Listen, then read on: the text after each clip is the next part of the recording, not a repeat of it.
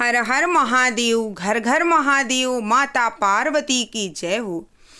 आज मैं आप लोगों को नाग पंचमी की बहुत ही अच्छी कहानी लेकर के आई हूँ। नाग पंचमी स्पेशल शिव चर्चा की कहानी है।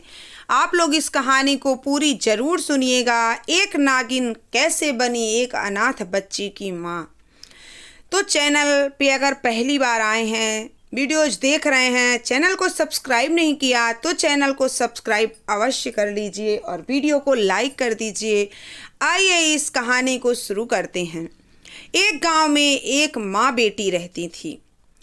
जब उसको बेटी पैदा हुई थी तभी उसके पति का स्वर्गवास हो गया था। उसके पति का जब निधन हो गया, वो बेचारी अकेले अपने बच्ची का पालन पोषण कर रही थी।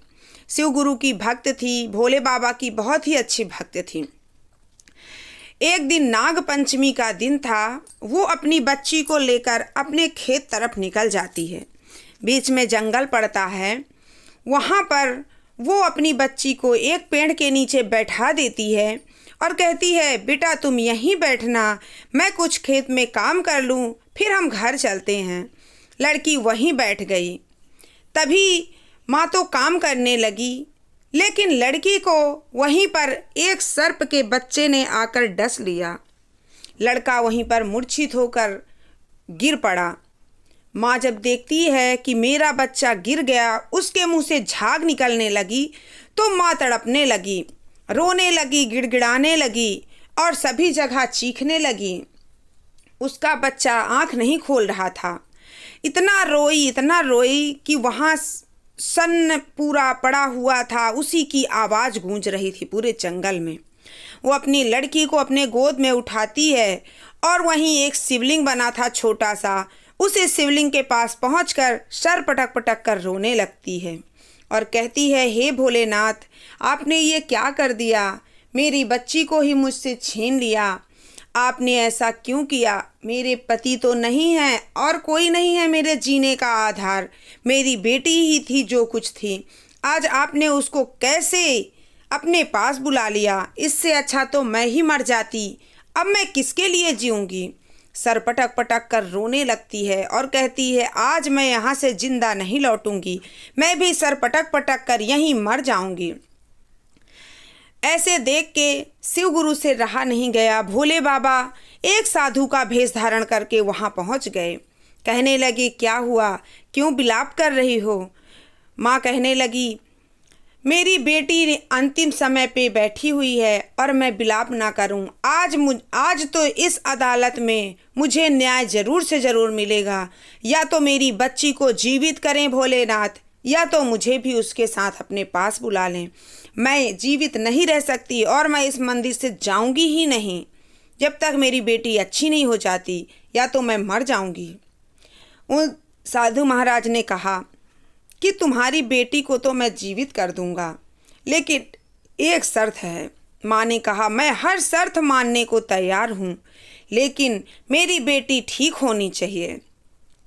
साधु महाराज ने कमंडल में जल उठाया और जल जैसे ही छिड़काव किया, वहाँ पर वही नाग का बच्चा आ गया और उसके प्राण लेकर के उन साधु महाराज ने इसकी बेटी के अंदर कर दिए। तो इनकी बेटी जीवित हो गई और वो सांप वहीं पर मूर्छित होकर गिर पड़ा। ये बहुत खुश हुई कि मेरी बेटी जीवित हो गई, लेकिन उन साधु महाराज ने कहा कि अब इस जंगल में दोबारा तुम कभी मत आना, इधर अपनी बेटी को लेकर कभी मत आना भूल से भी। उसने कहा, ठीक है। वो चुपचाप अपने घर चली गई। तभी उस जो बच्चा था नाग का, उसकी माँ नागिन जो थी, वो भागते हुए अपनी बच्ची को देखती है कि अरे मेरा बच्चा तो मूर्छित पड़ा हुआ है। वहीं पर विलाप करने लगी, रोने लगी। तभी वो साधु महाराज से पूछने लगी कि आपने कैसे देखा, क्या मेरे बच्चे को मरते हुए कैसे मर गया? उन साधु ने कहा कि आपका बच्चा जो है वो एक अनाथ जो थी, एक असहाय जो थी, उस औरत की बच्ची को डस लिया था। फिर मैंने इनके प्राण निकालकर उसकी बच्ची में डाल दिए। अब ये नहीं ठीक होगा। वो नागिन बदला लेने के लिए उस अपने बच्चे को उठाकर अपने पास रख लेती है और बदला लेने के लिए खोजने लगती है और खोजते खोजते उसी घर पहुंच जाती है। जब वो घर पहुंचती है तो डसने के लिए छुपी रहती है। तभी उसकी माँ और बेटी आपस में बात कर रहे थे। माँ कह रही थी, बेटा उस जंगल तरफ तुम कभी मत जाना, नहीं तो तुम जीवित नहीं बचोगी। मेरे जीने का आधार सिर्फ और सिर्फ तुम ही हो। अगर तुम्हें कुछ हो गया तो मैं जीवित नहीं रहूँगी, मैं भी मर जाऊँगी, क्योंकि तुम्हारे पिता के जाने के बाद एक तुम ही मेरी सहारा हो। अब तुम भी नहीं रहोगी तो मैं जीवित नहीं रहूँगी। ये सब बातें वो नागिन चुपचाप छुपे हुए सुन रही थी। वो जब इतना सुनती है तो उसको दुख होता है कि मेरे पास तो जीने का आधार है, लेकिन इस बेचारी के पास कोई नहीं है इसकी बेटी के सिवा। वो नागिन दयालुता दिखाई और वहाँ से चली गई। अपने बच्चे को सोच लिया कि अब तो उसका अंतिम संस्कार कर दें, क्योंकि जो आया है उसको तो जाना ही पड़ेगा एक ना एक दिन। चलो कोई तो सुखी रहे। वो नागिन तो चली गई। वो माँ बेटी बड़े ही अच्छे से रहने लगे। उस माँ की अचानक से एक दिन तबीयत खराब हो गई। जब तबीयत खराब हो गई तो वो जो बेटी थी वो बहुत इधर उधर सबसे बोल बोल के दवा करवाई, सब कुछ करवाई, लेकिन उसकी माँ नहीं बची। उसकी माँ मर गई। जब एक दिन उसकी माँ मर गई तब वो रोते बिलखते भागते उसी जंगल में चिल्लाने लगी और कहने लगी, माँ आप तो कहती थी कि इस जंगल में मत जाना, नहीं तो तुम जीवित नहीं बचोगी। आज मैं इस जंगल में आ चुकी हूँ माँ, और मैं नहीं जीना चाहती हूँ। मुझे इस जंगल में ही मरना है। जैसे मैं एक बार मर चुकी थी वैसे ही मैं मर जाऊँ तो अच्छा है। चीखती चिल्लाती अपनी माँ को बेटी याद कर रही थी और सोच रही थी कि इस जंगल में मुझे भी कोई शर पाकर काट ले और मैं मर जाऊं। जब उसको रोता बिलखता वो नागिन देखती है तो तुरंत आती है भेष बदलकर उसके पास और कहती है, क्या हुआ बच्ची, तुम क्यों रो रही हो? लड़की कहने लगी, मेरा माँ के सिवा इस दुनिया में कोई नहीं था, मैं कैसे जीवित रहूं? मेरी माँ इस दुनिया में नहीं रही, मैं अनाथ हो चुकी हूँ। वो नागिन तो समझ चुकी कि ये वही बच्ची है जिसके मेरे नाग बच्चे को मारकर उन साधु ने इसकी आत्मा डाल दी थी, तब ये जीवित हो गई थी। तो इसके अंदर तो मेरे बच्चे के ही प्राण हैं।